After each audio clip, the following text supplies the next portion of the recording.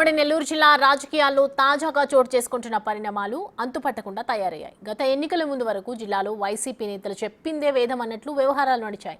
అప్పట్లో జిల్లాలో అన్ని స్థానాలను క్లీన్ స్వీప్ చేసిన జగన్ పార్టీకి గత ఎన్నికల్లో కోలుకోలేని దెబ్బ తగిలింది. సీన్ పూర్తిగా రివర్స్ అయ్యి ఆ పార్టీకి అసలు ప్రాతినిధ్యమే లేకుండా పోయింది. జిల్లా పార్టీ అధ్యక్షుడిగా, మాజీ మంత్రిగా కాకాని గోవర్ధన్ రెడ్డి వారానికి 2-3 మీడియా సమావేశాలు, అప్పుడప్పుడు ఆందోళన నిర్వహించి వైసీపీ ఉందని చెప్పే ప్రయత్నం చేసేవారు. ఇప్పుడు కాకాని అరెస్టుతో వైసీపీకి జిల్లాలో పెద్ద దిక్కు లేకుండా పోయిందట. జిల్లాలో పేరున్న రాజకీయ కుటుంబాలు, ఆఖరికి వైసీపీ అధ్యక్షుడు జగన్ సైతం జిల్లా పార్టీని పట్టించుకోవటం మానేశారంటున్నారు.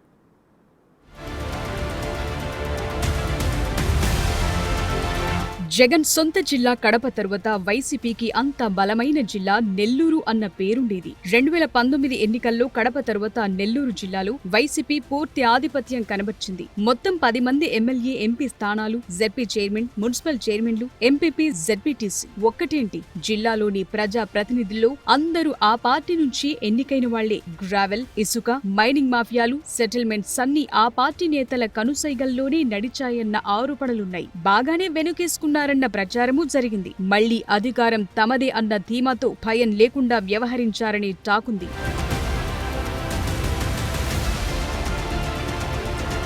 అయితే 2024 ఎన్నికల్లో వైసీపీకి భారీ ఎదురుదెబ్బ తగిలింది. ఎంపీ, ఎమ్మెల్యే స్థానాలన్నీ టీడీపీ కైవసమయ్యాయి. అప్పటి నుంచి వైసీపీ నేతలు మౌనదీక్ష వహిస్తున్నారట. ఓటమి తరువాత జిల్లా పార్టీ అధ్యక్షుడిగా మాజీ మంత్రి కాకాని గోవర్ధన్ రెడ్డి వారానికి 2-3 మీడియా సమావేశాలు, అప్పుడప్పుడు ఆందోళన నిర్వహించి వైసీపీ ఉందనే ప్రయత్నం చేసేవారు. ఇప్పుడు కాకాని వివిధ కేసుల్లో ఇరుక్కుని అరెస్ట్ అవటంతో వైసీపీలో మాట్లాడే నాయకులే కరువయ్యారు. పదవులు పొంది ఆర్థికంగా బలంగా ఉండే నేతలందరూ ముఖం చాటిస్తున్నారట. బడా రాజకీయ కుటుంబాలుగా చెప్పుకునే ఆదాల, మేకపాటి కుటుంబాలు కూడా పొలిటికల్ స్క్రీన్ పై కనిపించడం మానేశారు. దాంతో ఆ పార్టీ నేతలు, కార్యకర్తల్లో తీవ్ర అయోమయం నెలకొందట. వైసీపీ అధ్యక్షుడు జగన్ సైతం నెల్లూరు జిల్లాను గాలి కొదిలేశారనే ప్రచారం సాగుతోంది.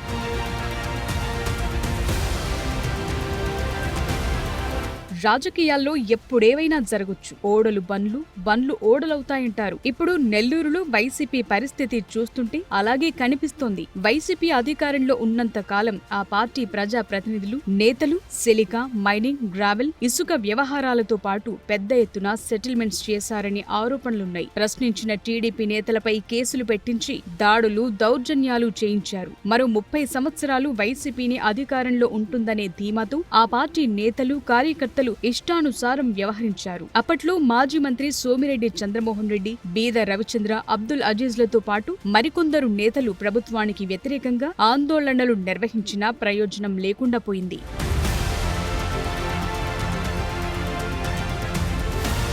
వైసీపీ ప్రభుత్వంలో మేకపాటి కుటుంబం, ఆత్మకూరు, ఉదయగిరి సెగ్మెంట్లు ప్రాతినిధ్యం వహించింది. ఆ కుటుంబానికి మంత్రి పదవి కూడా దక్కింది. వారు ఏం చెప్తే అదే జరిగింది. ఇక కావలిలో రామిరెడ్డి ప్రతాప్ కుమార్ రెడ్డి గ్రావెల్, మట్టి, జగనన్న ఇళ్లు, రియల్ ఎస్టేట్లు అందిన కాడికి దోచుకున్నారనే ప్రచారముంది. కోవూరు నుంచి నల్లపురెడ్డి ప్రసన్న కుమార్ రెడ్డి కీలకంగా వ్యవహరించారు. ప్రస్తుతం ఆయన ఆపరేషన్ చేయించుకుని చికిత్స పొందుతున్నారు. నెల్లూరు సిటీ నుంచి అనిల్ కుమార్ యాదవ్ మంత్రిగా పనిచేశారు. ఇసుక, గ్రావెల్ దందాలు, క్రికెట్ బెట్టింగ్ వంటి ఆరోపణలు ఎదుర్కొన్నారు.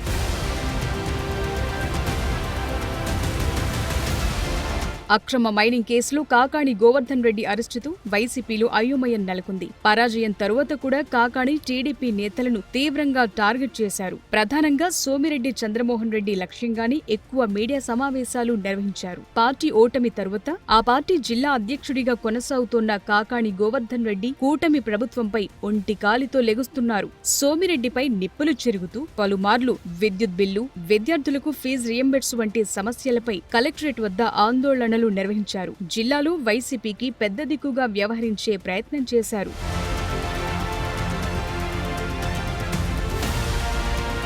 నెల్లూరు జిల్లా పొదలకూరు రుస్తు మైన్స్ లో అక్రమ మైనింగ్ కేసులో ఇరుక్కోవటంతో ఆయన 2 నెలలు పరారయ్యారు. ఎట్టకేలకు ఆయన్ను పోలీసులు అరెస్టు చేశారు. ఎప్పుడు బయటకొస్తారో తెలీదు. ఇలాంటి సమయంలో పార్టీలోని ముఖ్య నేతలంతా కలిసి ఒకటిగా ఉన్నామనే భరోసా కల్పించాల్సి ఉంది. అయితే అనిల్ కుమార్ యాదవ్, ఎమ్మెల్సీలు Chandrashekar Reddy, Meriga Murali, rural YCP in charge Anam Vijay Kumar రెడ్డిలు మాత్రమే అప్పుడప్పుడు వాయిస్ వినిపిస్తున్నారు. గతంలో మంత్రులు, ఎమ్మెల్యేగా పనిచేసిన నాయకులు వైసీపీ కార్యాలయం వైపు కన్నెత్తి చూడటం లేదు. రానున్న రోజుల్లో మరికొందరు నేతలు అరెస్ట్ అవుతారనే ప్రచారం సాగుతోంది. ఇలాంటి పరిస్థితుల్లో నేతలు సైలెంట్ అవటంతో అధికారంలో ఉన్నప్పుడు వారి వెంట తిరిగిన క్యాడర్ కేసుల భయంతో అల్లాడుతోందిట.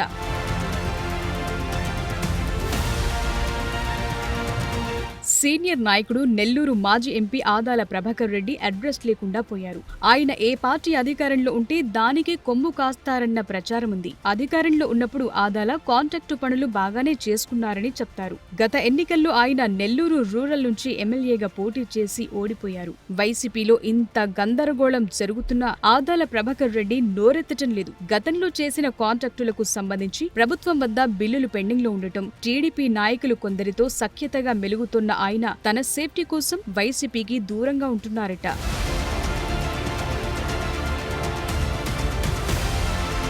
మేకపాటి కుటుంబం కూడా అదే రూట్ ఫాలో అవుతుందట. మేకపాటి విక్రమ్ రెడ్డి, మేకపాటి రాజారెడ్డి, ఉదయగిరి వైసీపీ ఇన్ఛార్జ్ మేకపాటి రాజగోపాల్ రెడ్డి, ఇంకా పలువురు నేతలు పార్టీ ఆఫీస్ ముఖం కూడా చూడటం లేదు. పరిస్థితి ఇలానే కొనసాగితే 4 ఏళ్లు మౌనంగా ఉండటం తప్ప చేసేది ఉండదని ఆ పార్టీ నాయకులు అంటున్నారు. మరి నెల్లూరు జిల్లా వైసీపీ అధ్యక్షుడు కాకాణి గోవర్ధన్ రెడ్డి బెయిల్పై బయటకొస్తే పరిస్థితి ఎలా ఉంటుందో చూడాలి.